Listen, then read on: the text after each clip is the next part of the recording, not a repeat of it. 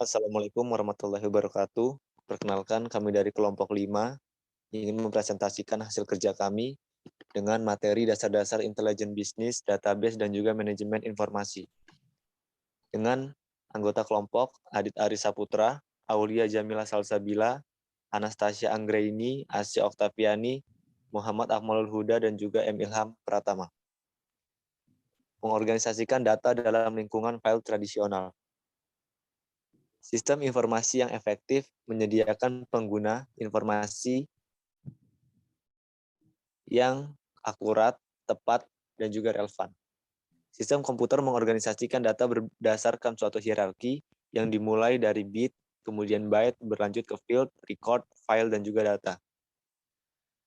Dalam masalah-masalah lingkungan data tradisional, terdapat masalah redundansi data dan juga inkonsistensi. Di mana redundansi adalah adanya duplikat data pada beberapa fisik data sehingga data yang sama tersimpan lebih banyak daripada tempat atau lokasi. Redundansi data terjadi ketika berbagai kelompok dalam sebuah organisasi secara independen mengumpulkan data yang sama dan juga menyimpannya secara independen satu sama lain. Redundansi data menghabiskan sumber daya penyimpanan dan juga menyebabkan inkonsistensi data, di mana atribut yang sama mungkin memiliki nilai yang berbeda. Yang kedua, ketergantungan program data. Ketergantungan program data ini mengacu pada kopling data yang tersimpan dalam file dan juga program spesifik yang diperlukan untuk memperbaharui dan juga memelihara file-file tersebut sehingga perubahan dalam program memerlukan perubahan pada data.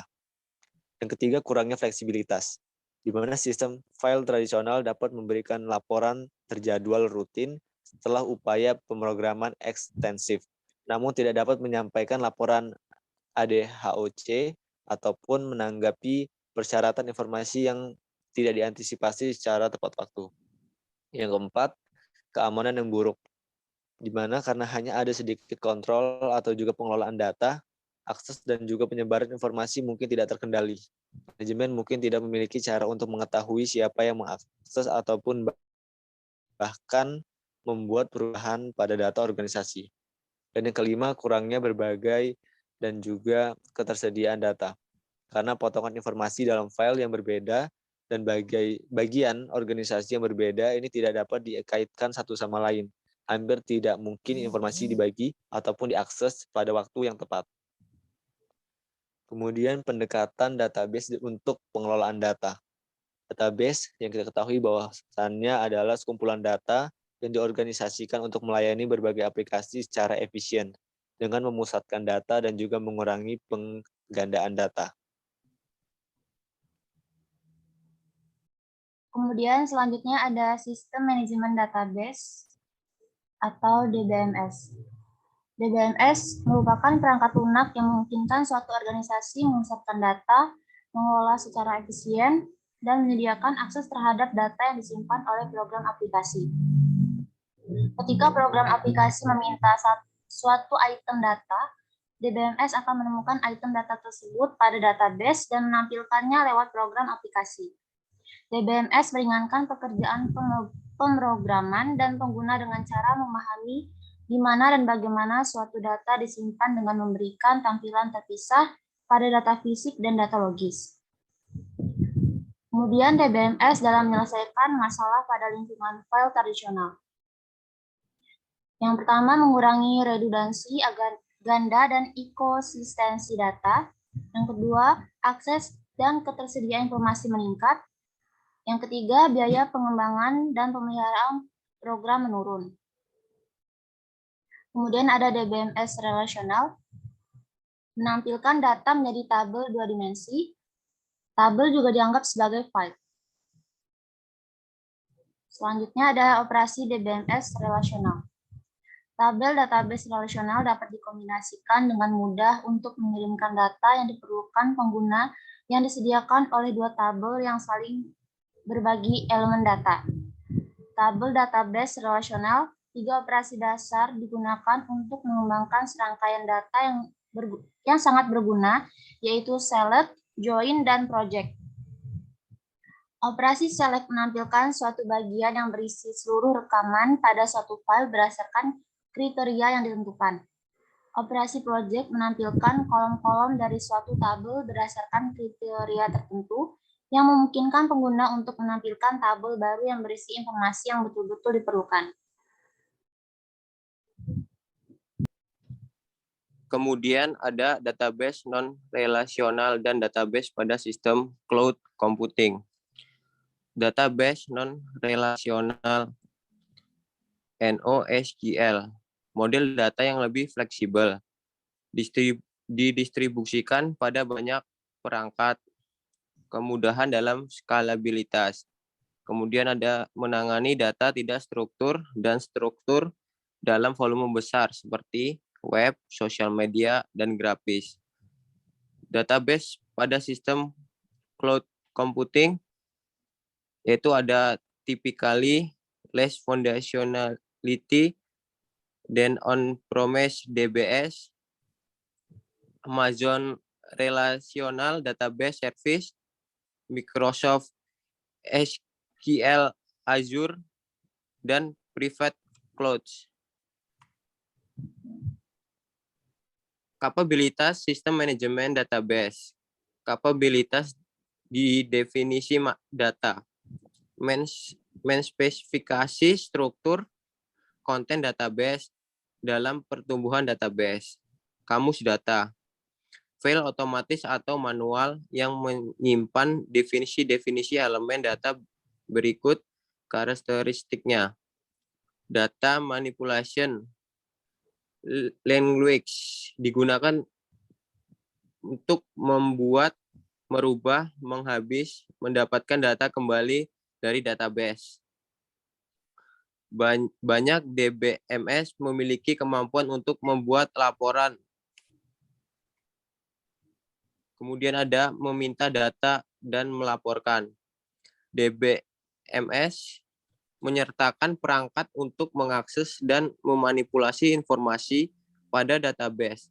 Sebagai besar, DBMS memiliki bahasa tersendiri yang disebut bahasa manipulasi data, yang digunakan untuk menambah, mengubah, menghapus, dan mengambil data pada database.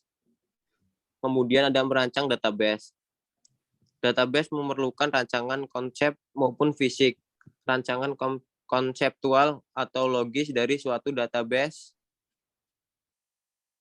adalah model abstrak database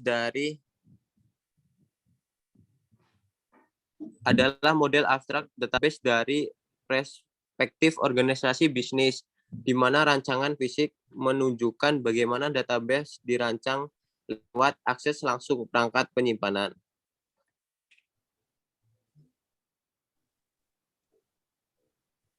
Selanjutnya, normalisasi dan diagram relasi entitas.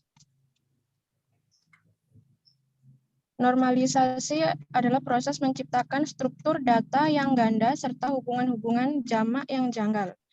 Referensial terintegrasi yang menjamin hubungan antar tabel tetap konsisten. Diagram relasi entitas mengilustrasikan relasi antar entitas pemasok, suku cadang, lini barang, dan pesanan. Kemudian, memanfaatkan database untuk meningkatkan kinerja bisnis dan pengambilan keputusan. Organisasi bisnis menggunakan database mereka untuk memantau transaksi dasar seperti membayar pemasok, memproses pesanan, memantau pelanggan, serta menggaji karyawan.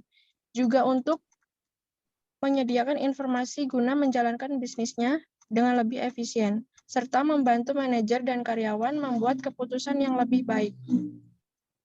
Kemudian, tantangan dalam menangani besarnya volume data.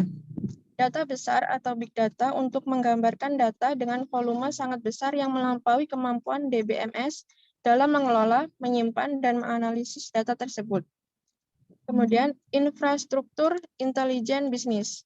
Apabila semakin besar kapasitas data yang diperlukan, infrastruktur dari intelijen bisnis terkini memiliki rangkaian perangkat untuk memperoleh informasi-informasi yang diperlukan dari berbagai jenis data yang berbeda.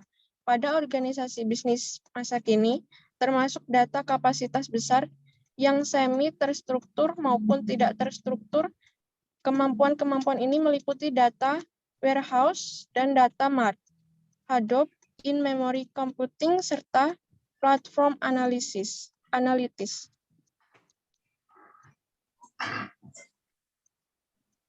Kemudian ada data warehouse dan data mart. Data warehouse, data yang menyimpan data historis dan data terkini yang berpengaruh bagi kepentingan pengambilan keputusan di seluruh perusahaan. Kemudian ada data mart, bagian dari data warehouse yang diringkas atau dikhususkan untuk penanganan jenis-jenis data tertentu pada database yang terpisah untuk kelompok pengguna yang telah ditentukan. Lanjut ada Hadoop. Hadoop kerangka kerja open source yang dikelola oleh Apache Software Foundation yang memungkinkan pendistribusian proses data berkapasitas besar secara paralel pada komputer-komputer biaya terjangkau. Komputasi dalam memori. Komputasi dalam memori, in-memory computing, yang sangat mengandalkan pada memori utama dari komputer untuk data penyimpanan. Platform analytis berkecepatan tinggi yang terspesialisasi dengan menggunakan baik teknologi terkait maupun yang tidak terkait yang dioptimalkan untuk menganalisis kumpulan data yang besar. Kemudian ada perangkat analitis hubungan, pola, dan tren. Proses analitis online atau OLAP mendukung analisis data yang multidimensional yang memungkinkan bagi para pengguna untuk melihat data yang sama dalam cara-cara yang berbeda dengan menggunakan banyak dimensi. Kemudian ada data mining, memberikan wawasan pada komporat data yang tidak dapat diperoleh dengan OLAP dengan menggunakan pola-pola yang tersembunyi serta hubungan dalam database yang besar dan aturan menarik kesimpulan dari mereka untuk memprediksikan perilaku pada masa yang akan datang. Pola-pola dan aturan-aturan yang digunakan untuk membimbing dalam pengambilan keputusan dan peramalan dampak dari keputusan-keputusan tersebut. Tipe informasi yang didapat dari data mining meliputi 1. Asosiasi merupakan kejadian yang dikaitkan dengan suatu peristiwa tunggal. 2. Dalam sekuen, maka peristiwa-peristiwa akan dikaitkan berdasarkan waktu. 3. Klasifikasi membahas pola-pola yang menggambarkan kelompok yang mana suatu barang yang dimiliki dengan memeriksa barang yang ada, yang telah diklasifikasikan dan dengan menarik kesimpulan dari serangkaian aturan. Yang keempat, pengklasteran, bekerja dengan cara yang sama seperti klasifikasi ketika tidak ada kelompok yang masih belum didefinisikan. Yang kelima, meskipun penerapan tersebut melibatkan prediksi, tetapi peramalan menggunakan prediksi dalam cara berbeda. Text mining dan web mining. Perangkat text mining sekarang tersedia untuk membantu bisnis dalam menganalisis data tersebut. Alat-alat bantu ini dapat mengekstrak elemen-elemen kunci dalam menganalisis data yang besar yang tidak terstruktur, menemukan pola dan hubungan, dan meringkas informasi. Web mining akan mencari pola dalam data melalui penelusuran konten, penelusuran struktur, dan penelusuran penggunaan. Selanjutnya ada database dan web. Terdapat sejumlah keuntungan dengan menggunakan web untuk mengakses database internal organisasi. Yang pertama, perangkat lunak browser web jauh lebih mudah untuk digunakan daripada perangkat query yang dimiliki. 2, tampilan web membutuhkan sedikit perubahan atau tidak sama sekali terhadap database internal.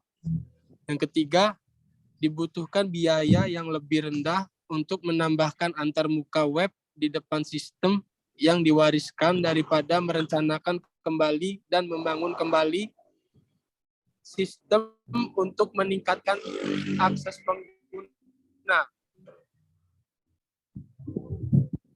Selanjutnya, mengelola sumber data. Menetapkan kebijakan informasi. Kebijakan informasi yang menentukan aturan organisasi dalam hal pembagian, penyebaran, perolehan, standarisasi, klasifikasi, dan juga penyimpanan informasi. Administrasi data bertanggung jawab atas kebijakan dan juga prosedur yang mengatur data sebagai organisasi. Tata kelola data digunakan untuk menggambarkan banyak hal dari aktivitas tersebut. Kemudian, memastikan kualitas data. Beberapa permasalahan kualitas data disebabkan oleh data ganda dan tidak konsisten yang dihasilkan oleh banyak sistem yang dimasukkan ke dalam data warehouse. Selama proses perencanaan database warehouse, data menggambarkan entitas seperti pelanggan, produk, atau pemesan. Harus diberi nama dan juga didefinisikan secara konsisten untuk semua area bisnis yang membutuhkan database. Berikut presentasi yang dapat kami sampaikan mengenai materi dasar-dasar intelijen bisnis dan juga database serta manajemen informasi. Lebih dan kurang kami mohon maaf. Kami akhiri. Wassalamualaikum warahmatullahi wabarakatuh.